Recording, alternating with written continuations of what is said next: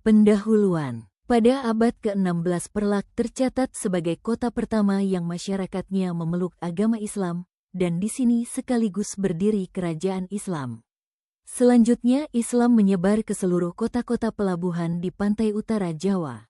Pedagang-pedagang Islam dari Guzarat adalah orang-orang yang menyebarkan Islam ke Indonesia. Islam yang mereka bawa adalah Islam yang sangat mempengaruhi sufisme, mistik Islam.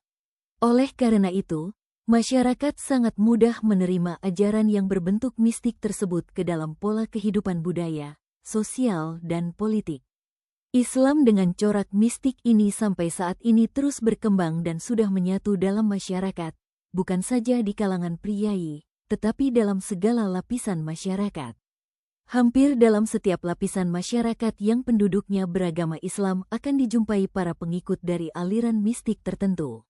Kebatinan Islam atau yang dikenal dengan sufisme menurut pandangan sebagian kaum modernis adalah sebagai sebuah kehidupan tertutup, eksklusif dan menafikan persoalan sosial. Praktik-praktik tarekat yang tertutup itulah menjadikan masyarakat jumud dan hanya memikirkan diri sendiri. Tarekat dipandang sebagai sebuah aliran sesat. Kaitannya dengan modernisasi di mana nilai-nilai, norma-norma telah bergeser dari nilai aslinya. Maka adanya arus kembali mistisisme adalah salah satu solusinya. Bukan pemandangan asing saat ini di mana ditemui berbagai aliran mistisisme yang begitu banyak dianut oleh berbagai kelompok masyarakat. Sebagai sebuah jalan untuk menuju jalan kerohanian dalam Islam, tasawuf mempunyai segi-segi yang bermanfaat bagi pengikutnya. Namun, hal ini tidak menutup kemungkinan terdapat hal-hal yang negatif karena para sufi banyak mengasingkan diri dan menutup diri terhadap masyarakat ramai. Hal tersebut bertolak pada pandangan bahwa dunia merupakan tempat yang kotor dan penuh maksiat. Hal demikian dapat terjadi karena seorang menjalankan tasawuf tanpa menggunakan akidah dan syariah dan tanpa tasawuf yang berasal dari Islam murni. Perguruan Jamiah Nurul Hikmah, PJNH, adalah salah satu perkumpulan kerohanian Islam yang kantor pusatnya terletak di wilayah Jakarta Utara. Pengikut dari perkumpulan ini terdiri dari berbagai lapisan masyarakat, dari masyarakat kelas bawah sampai masyarakat kelas atas. Selain itu, banyak pula golongan alim ulama dan juga terdiri dari berbagai tingkat usia, dari usia lanjut, dewasa, bahkan usia remaja. Perguruan ini mempunyai andil yang cukup besar dalam membina mental pengikutnya melalui latihan-latihan kerohanian itu. Tidak sedikit umat Islam yang sudah banyak berbuat maksiat kemudian kembali pada jalan yang sesuai dengan syariat Islam, dan semakin tekun menjalankan ajaran Islam serta merasakan kedamaian batin karena dapat bermuwajahah dengan Allah Sang Pencipta, Sang Maha Halus. Perguruan Jamiah Nurul Hikmah, PJNH, sebagai sebuah perkumpulan mempunyai sejarah yang cukup panjang. Perguruan ini adalah pecahan dari perkumpulan kerohanian yang telah berdiri cukup lama sebelumnya. Perguruan ini berasal dari perkumpulan Sri Murni. Dari perkumpulan ini kemudian berdiri beberapa perkumpulan yang berbentuk majelis-majelis taklim yang mempunyai ajaran yang agak berbeda. Perguruan Jamiah Nurul Hikmah berdiri paling akhir di antara pecahan perkumpulan itu.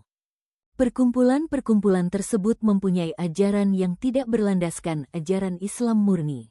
Ada beberapa ajaran yang bercorak kejawen dan begitu juga pengikutnya tidak hanya berasal dari orang-orang yang beragama Islam. Barulah pada masa-masa terakhir banyak tokoh-tokoh Islam yang memasuki perkumpulan ini. Para tokoh tersebut merasa perlunya untuk mengembalikan ajaran tersebut kepada ajaran Islam murni. Pemurnian ini sebagai sebuah proses untuk mengembalikan ajaran tersebut kepada nilai-nilai yang sesuai dengan syariat Islam masih terus berlangsung sampai saat ini. Usaha positif tersebut perlu didukung, karena dikhawatirkan penyimpangan ajaran tersebut berkembang dan menjalar dan diwariskan oleh generasi berikutnya turun-temurun. Ajaran yang terdapat pada perguruan Jamiah Nurul Hikmah menarik untuk diangkat sebagai sebuah karya ilmiah dan diteliti secara mendalam. Karena perkumpulan yang bercorak ajaran kerohanian seperti ini saat ini banyak menjamur dan diminati oleh banyak kalangan. Apabila ajaran yang terdapat pada perguruan ini tidak diluruskan, akan terjadi umat terbawa pada ajaran yang menyesatkan. Di dalam buku ini akan dipaparkan isi ajaran dari perguruan tersebut sebagai usaha untuk mengenal lebih dekat tentang isi ajarannya dan sebagai usaha untuk memurnikan tasawuf yang dianggap menyimpang. Permasalahan yang akan dibahas meliputi sejarah berdirinya, penyebarannya, ajarannya, penyimpangan-penyimpangan dan usaha-usaha yang dilakukan untuk pemurniannya. Dalam rangka pengumpulan data yang diperlukan, penulis mengadakan penelitian kepustakaan dan penelitian lapangan. Penelitian kepustakaan, library research, diterapkan yaitu dengan jalan mengumpulkan data, menganalisa, mengolah dan menyimpulkan karya-karya ilmiah. Penelitian kepustakaan dimaksud sebagai bahan uji bagi memperkuat kebenaran yang terkumpul, karena penulisan hanya berdasarkan data lapangan, kurang dimungkinkan sebagai sebuah karya ilmiah. Penelitian lapangan, field research, dilakukan melalui teknik observasi dan interview, wawancara. Observasi yang dilakukan adalah observasi partisipan. Penulis ikut serta mengikuti kegiatan perguruan tersebut dengan menjadi pengikutnya.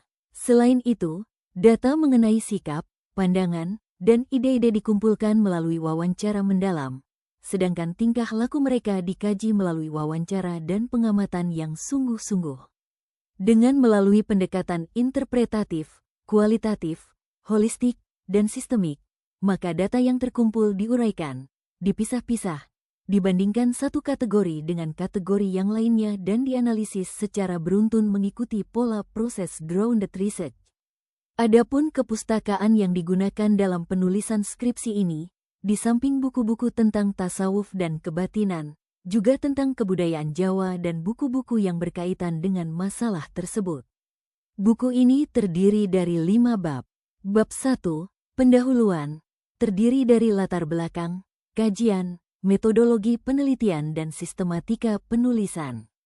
Bab 2, tasawuf dan penyimpangan, meliputi tasawuf dan kehidupan kerohanian, tingkatan dan makom dalam tasawuf dan penyimpangan tasawuf. Bab 3, gambaran umum perguruan Jamiah Nurul Hikmah, terdiri dari sejarah dan tujuan didirikannya, penyebarannya, pokok-pokok ajarannya, penyimpangan dan pemurnian yang telah dan akan dilakukan. Bab 4, berisi uraian mengenai usaha pemurnian ajaran tasawuf, meliputi unsur ajaran tasawuf dan unsur ajaran tarekat di perguruan Jamiah Nurul Hikmah. Bab 5, penutup, terdiri dari kesimpulan dan saran-saran bagi perguruan Jamiah Nurul Hikmah khususnya dan pengikut Nurul Hikmah pada umumnya.